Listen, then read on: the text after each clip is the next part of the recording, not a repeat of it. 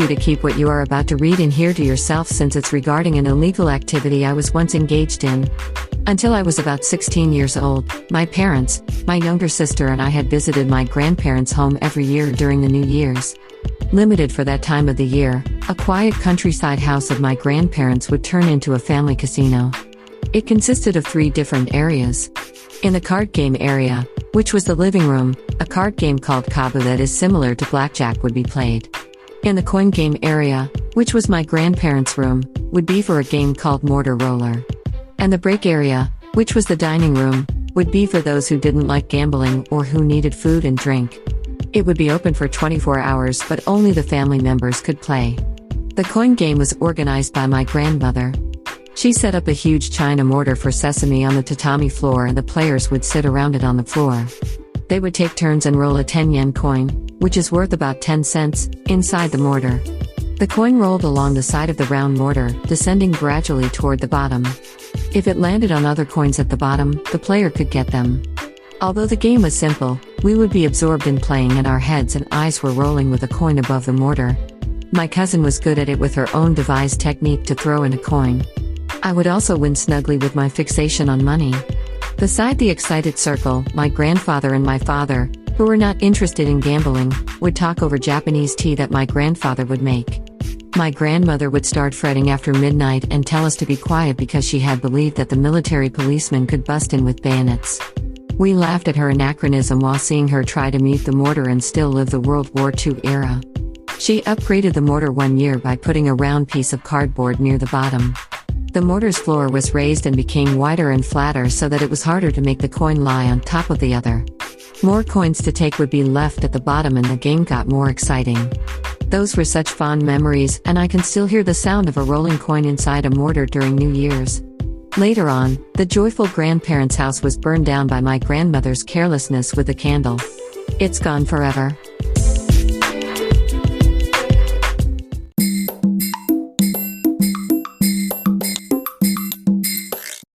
Audiobook, Japanese Dream by Hitomi Woods, on sale at online stores or apps. Apple, Audible, Google Play, Nook Audiobooks, 43 available distributors in total.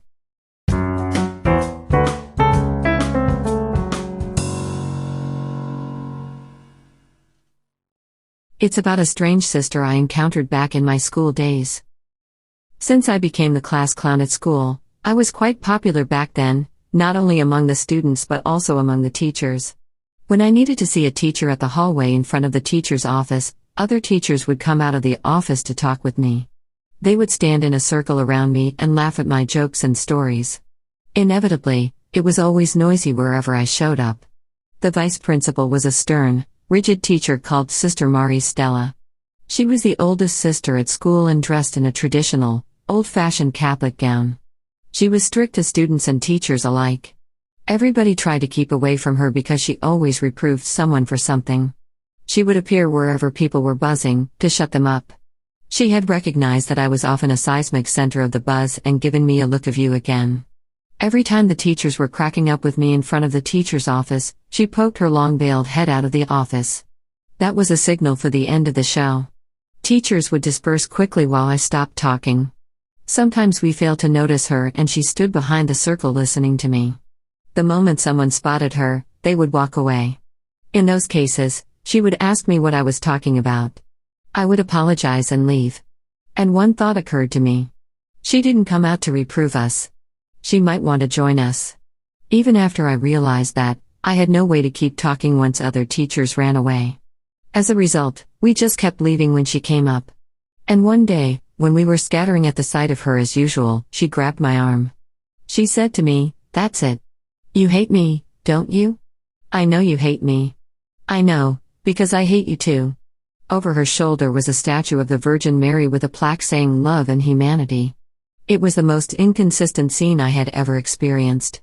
Months later, there came a general school cleaning day. I was unlucky enough to be assigned to the school cafeteria, of which Sister Marie Stella took charge. As if she got a golden opportunity, she made a slave of me.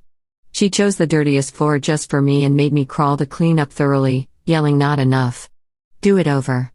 Repeatedly. I felt her revenge so strongly. Given the hatred and now the revenge, I deepen the mystery of Catholic sisters.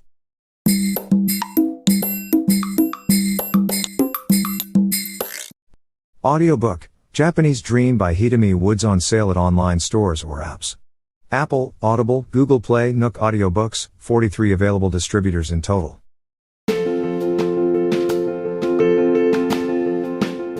Audiobook, The Family in Kyoto, One Japanese Girl Got Freedom by Hitomi Woods on sale at online stores or apps. Apple Books, Google Play, Audible, 43 available distributors in total.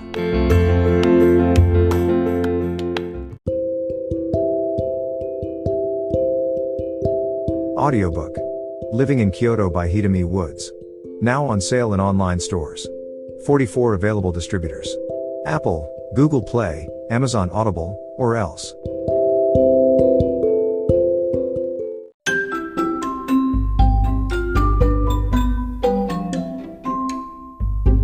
大好評。秀美ウッズがデザインしたとっても可愛いオリジナルグッズが手に入る。トートバッグ、缶バッジ、ステッカー、T シャツ、トレーナー、パーカー、文具、その他いろいろ、エリゼン .com で見てみてね。erizen.com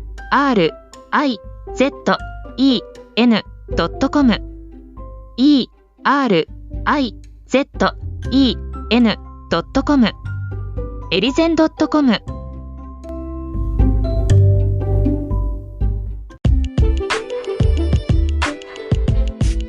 英語聞き流しリスニング、英語テキストと MP3 ダウンロード、その他の物語はホームページからお聞きいただけます。